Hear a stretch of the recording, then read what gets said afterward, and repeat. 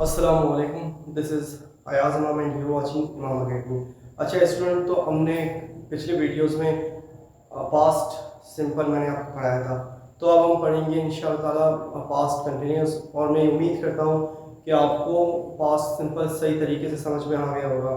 और उससे रिलेटेड कोई भी क्वेश्चन हो या कोई कन्फ्यूजन हो तो आप क्वेश्चन में कमेंट बॉक्स में पूछ सकते हैं, ठीक है। बाकी आज हम पढ़ेंगे पास्ट कंटिन्यूस, ये भी बिल्कुल सेम उसी तरीके से है। तो चलिए स्टार्ट करते हैं, उसके बाद फिर मैं आपको विद एग्जांपल्स और डेफिनेशन वगैरह पढ़ा के फिर वो समझाऊंगा आपको, ठीक है। अच्छा तो स्टूडेंट, अब हम पढ़ेंगे पास्ट कंटिन्यूअस। पास्ट सिंपल तो हम ऑलरेडी पढ़ चुके हैं, ठीक है। Let's start the past continuous. Past continuous की सबसे पहले हम डेफिनेशन देखते हैं।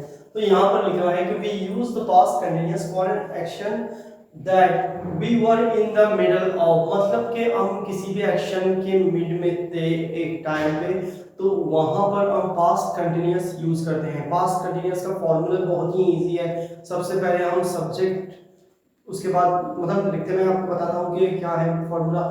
सब्जेक्ट प्लस बी है, उसके बाद है प्लस वर्ब की आईएनजी फॉर्म प्लस ऑब्जेक्ट। तो बी किसे कहते हैं? दो स्टेट वर्ब मतलब नॉर्मली यूज होते हैं हमारी डेली कन्वर्सेशन में। एक तो बी स्टेट वर्ब है, दूसरा है हैव स्टेट वर्ब। वो मैं आपको पढ़ाता जाऊंगा आगे, लेकिन मैंने थोड़ा बहुत ये ऑलरेडी पढ़ा चुका हूं मैं आपको, ठीक है। Come to the point. सबसे पहले है सब्जेक्ट फॉर्मूला में, उसके बाद है बी मतलब के वॉज वर, ठीक है।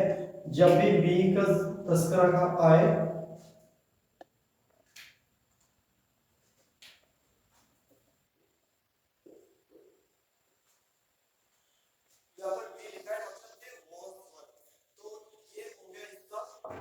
फॉर्मूला। डेफिनेशन लिखा हुआ है, मैंने आपको समझाया, फॉर्मूला मैंने आपको समझाया। आप चलते हैं कि एग्जांपल्स किस तरीके से बनाते हैं, सेंटेंस किस तरीके से बनाते हैं, तो चलिए वो देखते हैं। अच्छा स्टूडेंट, तो मैंने यहाँ पर एग्जांपल्स लिखे हैं, चलिए आपको मैं समझाता हूँ कि किस तरीके से हम पास्ट कंटिन्यूअस अपनी डेली लाइफ में यूज करते हैं। Let's see. जैसे कि फॉर्मूला आप देख रहे हैं, तो इसी के अकॉर्डिंग ही हम चलते हैं, ठीक है। यहाँ पर लिखा है she was doing homework. Homework और होम चोर्स भी हम कह सकते हैं, ठीक है। होमवर्क यहाँ पर लिखा है, तो शी वॉज डूइंग होमवर्क। उसके बाद दे वर प्लेइंग फुटबॉल, वो फुटबॉल खेल रहे हैं, दे वर प्लेइंग फुटबॉल। उसके बाद है was they lopping in the class. Was they lopping in the class, तो ये करेक्ट है कि नहीं? ये बिल्कुल इनकरेक्ट सेंटेंस है, ठीक है। हम जब भी was they lopping in the class, हमें दे के लिए यूज करना है, क्योंकि दे एक थर्ड पर्सन प्लूरल है। तो यहां पर हम वॉज यूज नहीं करते बल्कि वर यूज करते हैं। अच्छा, ये दूसरा वर, ये वाला वर नहीं, ये दूसरा वर, ठीक है। इंग्लिश में वर। वर दे लॉबिंग इन द क्लास, मतलब क्या वो क्लास में हंस रहे थे? तो ये क्वेश्चन बनेगा। इसके बाद है Ali was not performing well, Ali ठीक से काम नहीं कर रहा या परफॉर्मेंस नहीं दे रहा।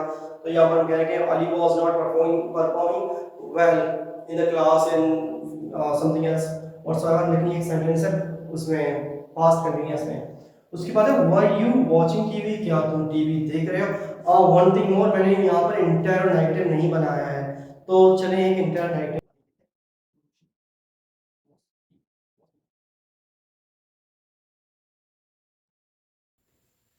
यहाँ पर मैंने एक सेंटेंस और बनाया है, आप देख सकते हैं कि ये लगेगा इंटरनेगेटिव, ठीक है। तो यहाँ पे आप सेंटेंस ये कि was he not getting late, क्या वो उससे देर नहीं हो रही थी?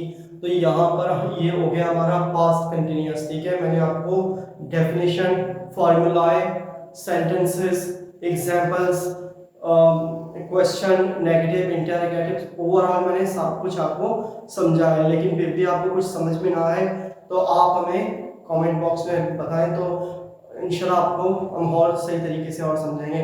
बाकी हमें अप्रिशिएट करते रहें, आपकी सपोर्ट की हमें बहुत ज़्यादा ज़रूरत होगी, और ये शेयर करते रहें दूसरों के साथ भी। Wish you all the very best. अल्लाह हाफ़िज़।